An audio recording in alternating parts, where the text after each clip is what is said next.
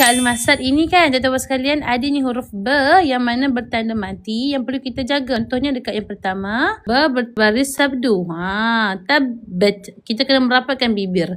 Yang keduanya B berbaris bawah. Banyak huruf B dekat sini tuan-tuan sekalian.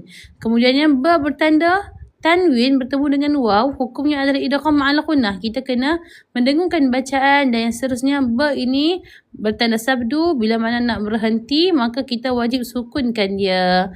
Maka ada bila mana B bertanda sukun, adanya lantunan, adanya qalqalah lantunan. Okey. Maka jom kita baca sama-sama ayat pertama sahaja dulu pada huruf B. Bismillahirrahmanirrahim. Tabbat yada abi lahabin wa tab. Okey, dekat huruf ta ini kan tuan-tuan sekalian, kita kena apa?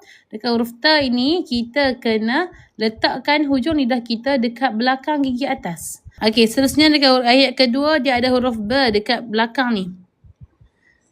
Ma aghna anhu maluhu wa ma kasab. Lantunan dekat huruf B. Yang ketiga juga sama, ada huruf B dekat hujung ayat. Maka bila mana di hujung ayat kita nak waqafkan dia, maka sukunlah ia, maka jadilah qalqalah lantunan. Sayasla naran dhata lahab. Seterusnya, wa imra'atuhu hammalatal hatab. Yang ayat kelima dia ada huruf B di pertengahan. Kalau B dekat pertengahan juga ada sebagai qalqalah, iaitu qalqalah sughra lah, iaitu lantunan yang kecil. Fi jidha hablum min masad. Fi jidha hablum min masad. Fi jidha hablum min masad. Okey, jelas?